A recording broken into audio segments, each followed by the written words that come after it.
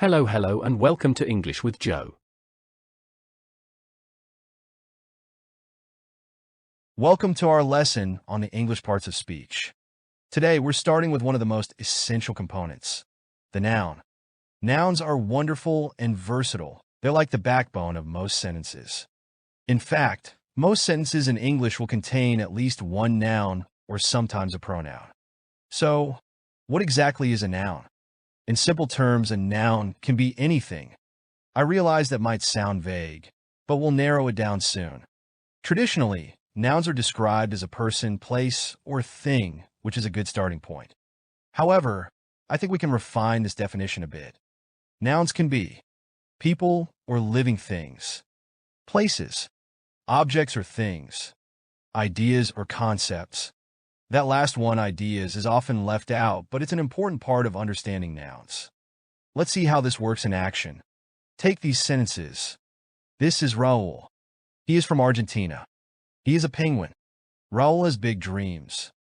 Now let's break them down to find the nouns by applying our test. Is it a person or living thing, a place, an object, or an idea? In sentence 1, Raul is a person, so it's a noun. Easy. In sentence 2, Argentina is a place, making it a noun. In fact, it's a proper noun just like Raul, but we'll talk about that later. Also, the word country is a thing, so it's also a noun. In sentence 3, penguin is a living being, so yes, it's a noun too. In sentence 4, we see Raul again, and since we know it's a person, it's still a noun. What about dreams? Dreams aren't people, places, or tangible objects, but they are ideas, so dreams is a noun as well. You'll notice I didn't circle words like he or this. These are pronouns, which can sometimes act like nouns, but aren't classified as such here. We'll cover pronouns in more detail later. Finally, consider this. The size of Raoul's plumage was astonishing. Here, size is a noun, even though it's not something you can physically touch or see. It's an abstract concept, which is why I include ideas in the definition of nouns.